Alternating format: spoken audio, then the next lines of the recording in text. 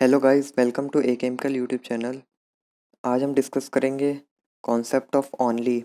जैसे कि कभी कभी सेंटेंस में लिखा होता है ओनली ए इज़ बी।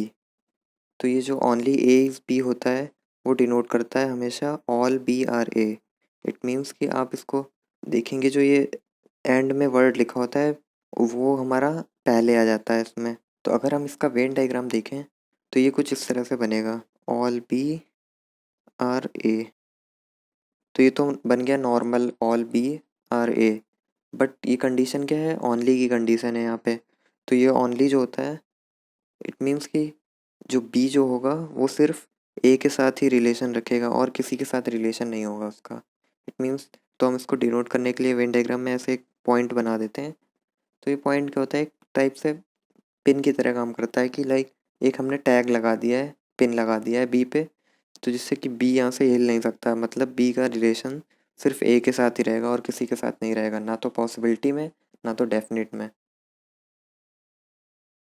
तो हम इस ओनली कॉन्सेप्ट को एक एग्जांपल से समझेंगे। जैसे कि आपके सामने एक दिख रहा होगा, एक स्टेटमेंट लिखा हुआ है ओनली चेयर्स आर टेबल्स। तो यहाँ पे ओनली वर्ड यूज़ हो गया। इट मीन्स कि जो ये लास्ट वाला वर्ड होगा, ये टेबल, वो पहले आ जाएगा जब हम इसको कन्वर्ट करेंगे ऑल बी आर ए वाले में। तो जैसे ओनली चेयर्स आर टेबल है, इट मीन्स कि ये क्या डिनोट कर रहा है, ऑल टेबल्स आर चेयर्स। तो इसका वेन डायग्राम बना लेते हैं, all tables are chairs. Okay. But यहाँ पे ओनली लिखा हुआ है तो इसमें एक हम टैग लगा देते हैं, लाइक एक पिन लगा देते हैं टेबल्स में, कि लाइक टेबल्स जो होंगी वो सिर्फ चेयर के साथ ही रिलेशन रखेंगी, बाकी किसी के साथ भी रिलेशन नहीं रखेंगी, ना तो पॉसिबिलिटी में ना ही डेफिनेट में। और ये सेकंड स्टेटमेंट बोल रहा है सम चेयर्स आर बुक्स। तो चेयर्स हमारी ये हैं, बुक्स ये हो गई, सम चेयर्स आर बुक्स।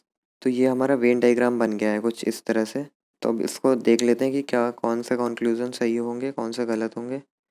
तो पहला कंक्लूजन बोल रहा है books being table is a possibility. तो ये इनडेफिनिट कंक्लूजन है पहला, पॉसिबिलिटी में बोल रहा है। क्या क्या सारी की सारी बुक्स टेबल्स हो सकती हैं, ऐसा पॉसिबिलिटी में क्या हो सकता है।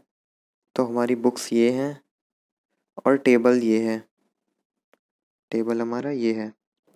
तो इसमें हम देखेंगे कि टेबल जो होगा वो सिर्फ चेयर के साथ ही रिलेशन रख रहा है, क्योंकि ये ओनली का कॉन्सेप्ट है ये। तो ये सिर्फ टेबल चेयर के साथ ही रिलेशन रखेगा। तो बट यहाँ पे पॉसिबिलिटी में क्या बोल रहा है कि बुक्स टेबल हो सकती हैं क्या, ये। तो बुक्स के साथ टेबल कोई भी रिलेशन नहीं रखेगा, ना तो पॉसिबिलिटी में ना ही रियलिटी में। तो ये कंक्लूजन जो हो जाएगा ये हमारा रॉन्ग हो जाएगा। तो ये कंक्लूजन पहला हमारा रॉन्ग हो गया। अब हम देख लेते हैं सेकंड कंक्लूजन बोल रहा है all books can be chair. All books can be chair, क्या सारी की सारी बुक्स चेयर्स हो सकती हैं। तो अगेन ये हमारा बुक है और ये चेयर है, ये वाला हमारा। तो इसमें हम देख सकते हैं हाँ, सारी की सारी बुक्स चेयर हो सकती हैं। और ये जो कैन बी वर्ड है ये भी पॉसिबिलिटी को ही डिनोट करता है। लाइक कभी अगर आपको कंक्लूजन में लिखा हुआ है इस तरह से कैन बी, तो ये भी डिनोट करेगा पॉसिबिलिटी को ही। तो अगर आपके कंक्लूजन में पॉसिबिलिटी वर्ड यूज़ हुआ है या कैन बी यूज़ हुआ है तो इट मीन्स कि वो सेम सेम चीज़ बोल रहा है। तो ये जो हमारा सेकंड कंक्लूजन हो जाएगा वो करेक्ट हो जाएगा, क्योंकि अगर हम इस वेन डायग्राम को इस तरह से बनाएं ऑल टेबल्स और चेयर्स और ये बुक्स इसके अंदर इस तरह से, तो यहाँ ये करेक्ट हो जाएगा, ये पॉसिबिलिटी में करेक्ट हो सकता है। तो ये हमारा all books can be chair, ये करेक्ट हो जाएगा कंक्लूजन पॉसिबिलिटी में। अब हम देख लेते हैं थर्ड कंक्लूजन। थर्ड कंक्लूजन बोल रहा है all chairs can be book. यहाँ पे भी कैन बी वर्ड यूज़ हुआ है, ये आप देख सकते हैं। तो ये भी पॉसिबिलिटी वाला ही कंक्लूजन है। तो क्या सारी चेयर्स बुक्स हो सकती हैं। तो ये सारी की सारी चेयर हमारी ये रही और बुक ये है। तो ये अब हम इसमें देखेंगे कि अगर हमारी सारी की सारी चेयर्स बुक के अंदर आ जाती हैं तो जाहिर है ये टेबल्स भी बुक के अंदर आ जाएंगी। तो इट मीन्स कि टेबल भी बुक के साथ रिलेशन रखने रख जाएगा।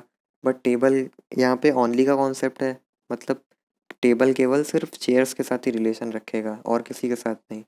तो ये वाला जो पॉसिबिलिटी हो जाएगी ये रॉन्ग हो जाएगी। तो आई होप ये आपको एक एग्जांपल से समझ आया होगा। सिलोगिज्म के अंदर ये ओनली का कॉन्सेप्ट काफ़ी बार एग्जाम में पूछा जाता है। अगर आपको कोई अभी भी डाउट अगर बचता है तो आप कमेंट्स में हमें पूछ सकते हैं या हमारे टेलीग्राम में मैसेज करके आप पूछ सकते हैं। Thank you so much for watching.